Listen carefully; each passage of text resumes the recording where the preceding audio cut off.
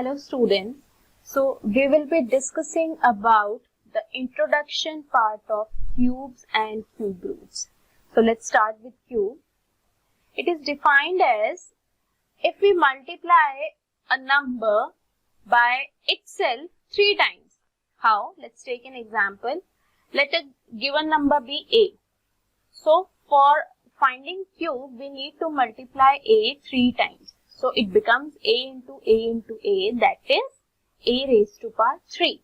So basically I can say that a cube has a power of 3 like a square has a power of 2.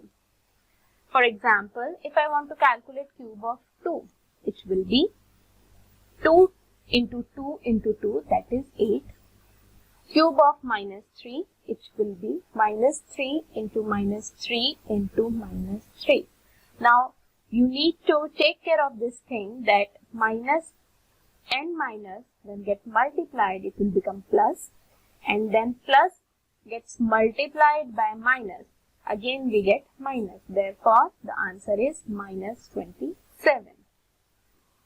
Now, cube of first 10 natural numbers.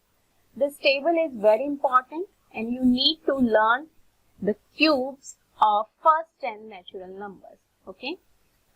Then some important points. The cube of every even number is always even. What are the even numbers? 2, 4, 6, 8. Second, the cube of every odd number is always odd, and these two are very important properties of cubes.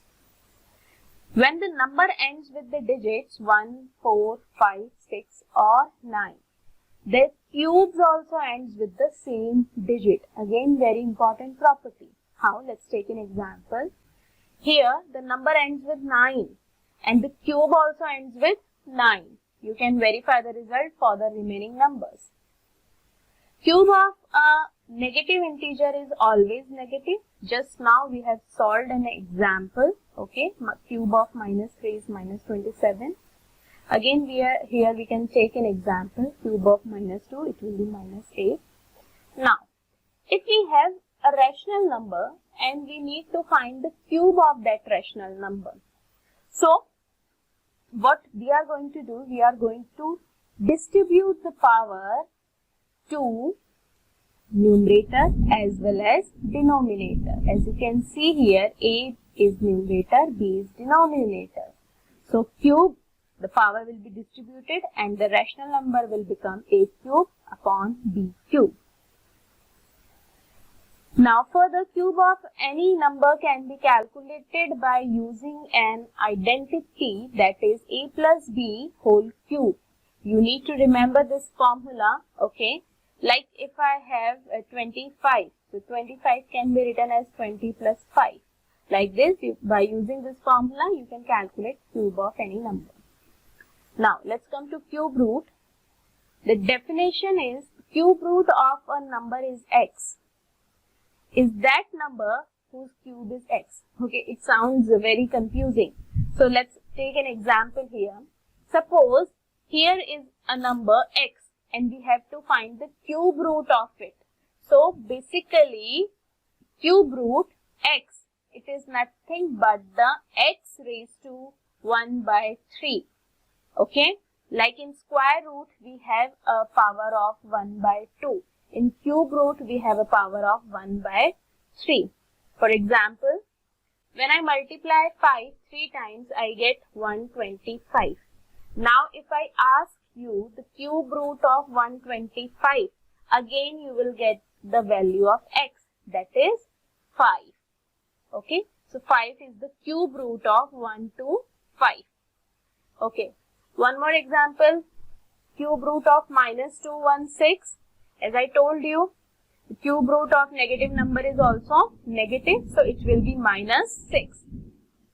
Some important points. The cube root of any negative number is always negative. We have already proved it in the previous example. Cube root of a fraction can be calculated as fraction. Like here also, we are going to distribute the power between numerator and denominator. So we will separate cube root of a upon cube root of b. Let's understand this with an example. Suppose there is a rational number 125 by 512. Okay, so we will distribute the power. It will be cube root of 125 upon cube root of 512, and it will give you 5 by 8. Similarly, if we want to calculate cube root of product of integers, how? Like I have given cube root of a into b. So again I will distribute the power. So it will become cube root of a into cube root of b. Suppose this is an example. So I will separate 216 and 1000. Okay, and I know the cube root of 216 and 1000.